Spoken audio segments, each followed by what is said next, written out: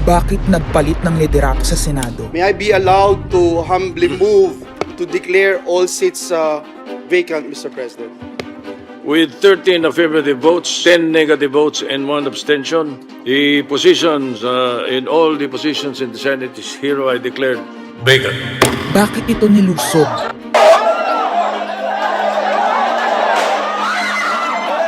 Bakit patuloy ang pananakot? Talagang garabalan, obvious na obvious, iniisa-isa ang majority.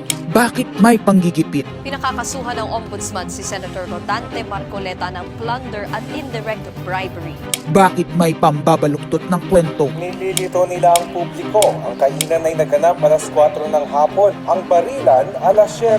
Pinagmamalaki nilang may nangangamusta. Si Camille Villar ang unang nag-update. Saka sila nagsireply. Last convo, 4 p.m. Next chat, 10 p.m. Bakit may demolition job? Bakit may pait? Bakit hindi matanggap? Napakaraming bakit. At narito ang mga sagot. Pero bago ang katotohanan, wasakin muna natin ang kasinungalingan. I, Alan Peter Schramm Cayetano, having been elected to the position of Senate President, Hindi nagpalit ng liderato para sa impeachment. Hindi totoo ang pinapakalat ng mga nabulaga. Ito this time, medyo nagkabulagan. Ang impeachment ay labanan ng numero. Hindi ang mga Duterte aligned ang dapat mangamba, kundi ang mga sa umpisa pa lang ay may hatol na. Ang sinasabi, sir, ng ibang mga kritiko, itong Senate leadership shake-up ay tungkol lang daw sa impeachment. Lahat na i-connect. As I told you, may 12 kami. Si Bato is 13. So kahit nawala naman siya, ang pinag-uusapan dito is whether or not you will be able to get 16 votes. Hindi siyang pagmumulan ng 16 votes. Wala siya doon eh.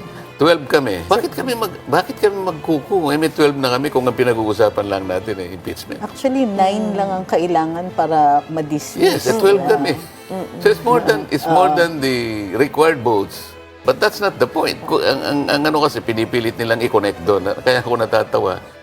Where is the connection there? Gusto pang ipa-inhibit ang mga tinatawag nilang Duterte-aligned senators. Nananawagan pa ng partial kuno at pagiging patas. Pero sa publiko, may mga pahayag na hindi makakatakas. While VP Sara is in power, the threat of a full-blown Duterte comeback is still a very real and present danger. Bakit ganito ang desperasyon? Bakit hindi maikubli ang gigil? No. Bakit natataranta ang lahat? Mr. Speaker, I move to endorse to the Senate the resolution setting forth the articles of impeachment. Narito ang pagsisiwala. Noong April 22 sa Soler, nagkita si Tito Soto at House Speaker D para pag-usapan kung ano ang papakialaman sa 1987 Constitution habang nakaupo si Bongbong Marcos. Kasama ni House Speaker D ay si South Cotabato Congressman Ferdinand Hernandez. Kasama ni Soto ay ang dating Senate Secretary na si Mark Mendoza. Konas ang gusto nilang mode ng charter change. Muling isinusulong sa Kamara ang charter change o pag-amyenda sa konstitusyon sa pamamagitan ng Constitutional Convention. Is something big brewing inside the government to claims of a possible no-election scenario? Ang pag-aamyenda ng konstitusyon sa pamamagitan ng Constituent Assembly. At para makakuha ng suporta sa Senado at sa Kongreso, ito dapat ang mga nilalaman. Dapat ma-extend ang termino ng mga senador at congressmen na mawawala na sa pwesto by 2028. Ang eleksyon sa bawat senador ay magiging by region. Nagdiskusyon sila kung 2 o 3 senador per region. Kinumpute nila kung mayroong 18 regions, nasa 36 o 54 ang magiging senador. Lumutang din ang usapang para hindi makaporma si Inday Sara sa 2028, gawing 50 years old ang edad ng pwedeng tumakbo. Pero nagpanukala rin si Soto na pwedeng gawing 35 years old para kay Vico Soto. Dahil ipagmamayabang niyang kayang talunin nito si Inday Sara. Meron ako idadagdag, maganda, Pinky. Ibaba natin ang edad ng presidente to 35. Magagaling ang bata ngayon eh. Magagaling eh. Ibigay na natin sa mga kabataan na patakbo nitong bansa. Baka puro matino pa mailagay natin. Baka sabihin nila, Senator Soto, this is to siguro allow your nephew, ho ba, si Vico na tumakbo. Sabi ko na Maging qualify. Ng ganun eh. Sabi ko na mag-iisip sila ng gano'n, hindi ko naisip si Vico Rooney. Ang impormasyong ito ay mula mismo sa kasama sa meeting. Kasama din nila ay isang congressman, isang gobernador, isang retired military officer, isang dating may mataas na katungkulan, at 5 mula sa private at business sector. Kaya ba binaliwala ang panawagan ng taong bayan? Kaya ba binaliwala ang paalala ng Iglesia ni Cristo? Hindi po nagbabago ang bilin ng Iglesia ni Cristo, Nelson, na ang Iglesia ni Cristo po ay tutol sa impeachment. Kaya ba nagtatapang-tapangan ang mga umaastang bida sa ginagawa nilang tunay na drama? Kaya ba nila sinasabing hindi sila natatakot sa eleksyon ay dahil alam nilang walang eleksyon na magaganap? Hindi po kami natatakot sa susunod na eleksyon. At ang boto sa impeachment ay refleksyon ng boto sa pagsira sa 1987 Constitution. Pabor ang karamihan sa mga pagbabago sa saligang batas, lalo na sa usaping ekonomiya. Ngunit kung papakialaman ng iilan ang konstitusyon para maghari-harian at para sa pansariling kapakinabangan, makapwesto ng matagal o mailuklok ang kamag-anak, humanda kayo sa galit ng bayan. Ang pagpapalit ng liderato sa Senado ay hindi kakaiba. Ito ay nakabase sa prioridad at gusto ng mga senador. Bumabahana ng ebidensya laban kina Bongbong Marcos, Liza Marcos, Sandro Marcos at Marvin Romualdez.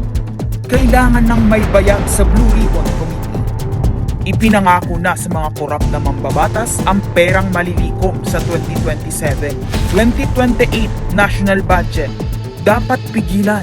2028, alam natin that's the election budget, and it was assured to the congressman this will also be the CONAS budget. Nagiging isa ng malaking sindikato ang pamahalaan. Sinusuportahan ito ng mga dating kalaban, mga tinulungang manalo noong nakaraang eleksyon, mga may galit sa nagdaang administrasyon. Lahat sila kasama ng pinakamalaking troll farms at ilang bahagi ng mainstream media ay pinagagana ng 2 bagay. Pera galing sa korupsyon, galit sa mga Duterte. Mahalaga ang liderato ng Senado para sa mga korap at nakasandal sa mga buwaya ng kapangyarihan. Ngunit mas mahalaga ito sa mga naninindigan na ang Senado ay bantayog ng konstitusyon na hindi dapat tinatakot, sinusuhulan at iniipit upang maging tau-tauhan. Maaaring hati ngayon ang Senado. Maaaring kanya-kanyang bersyon ng kwento. Wala nang pakialam kung ano ang totoo. Isa itong indikasyon na gumagana ang demokrasya. Kailangan lang maalala ng bawat senador na kahit sila ay may kapangyarihan, hindi dapat nila malimutan magpakatao. Sa kabila ng lahat ng problema, pinakamababang halaga ng piso sa kasaysayan, mataas na bilihin at gasolina, kawalan ng trabaho, halos wala nang makain, nagpapakamatay na mga magsasaka. Ang inuuna ay politika, impeachment at kung ano-anong propaganda para mabalik ang kontrol sa Senado ng mga nangako na maisakatuparan ang pagpapahaba ng panahon sa kapangyarihan. Kung magde-deny yung mga nandoon sa meeting na yon at pabubulaanan yung aking sinabi, then sasabihin ko kung sino ang nagsiwalat sa amin. Kasi magugulantang ang buong bansa pag siniwalat ko kung sino yung nagsabi sa amin.